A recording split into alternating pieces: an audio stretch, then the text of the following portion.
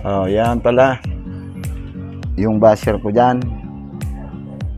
Baka mag-comment ka na naman na ito ay content ko lang. Sinasabi ko sa iyo, kung ayaw mo sa video ko, skip ka na lang, pre.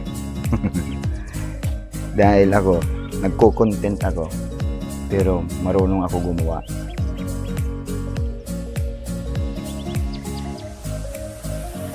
Hindi content lang to. At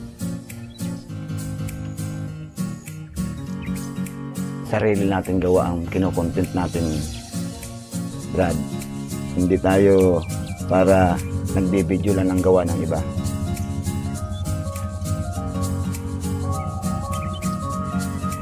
At bago tayo naging foreman, marami tayong napagdaanan.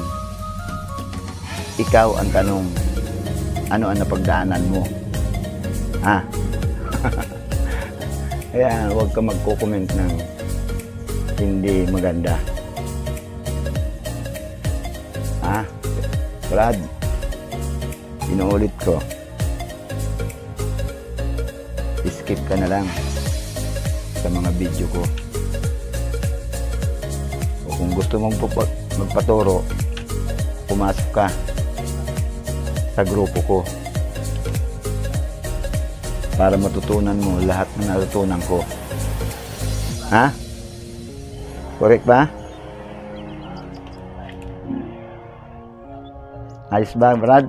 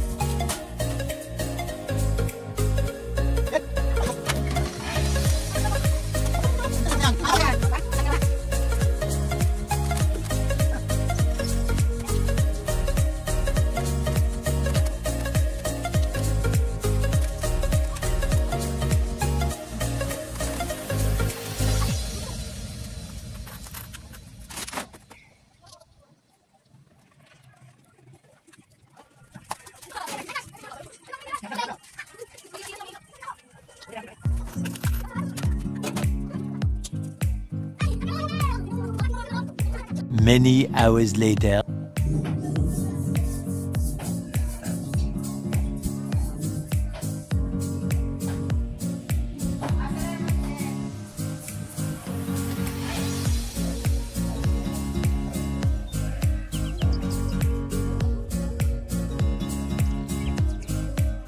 Ayan guys, na pintura na natin. Hingi lang tayo ng opinion sa mga followers natin kung kailangan pa bang pinturahan ng iba yung design niya.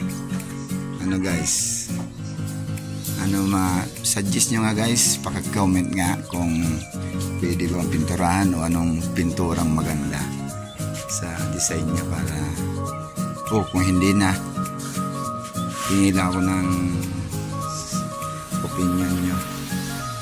Yan, para kung ano naman sa tingin nyo kung okay na.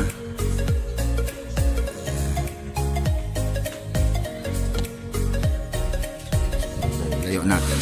Yan. Makikita yung ibahin ng kulay ng design. Guys, dito na lang ang ating video. Sana nakapag-paabot naman ako sa inyo ng ganitong content o paggagawa ng window grills. Guys, paki-comment kung anong pwedeng magandang kulay sa design niya. Maraming salamat guys. God bless.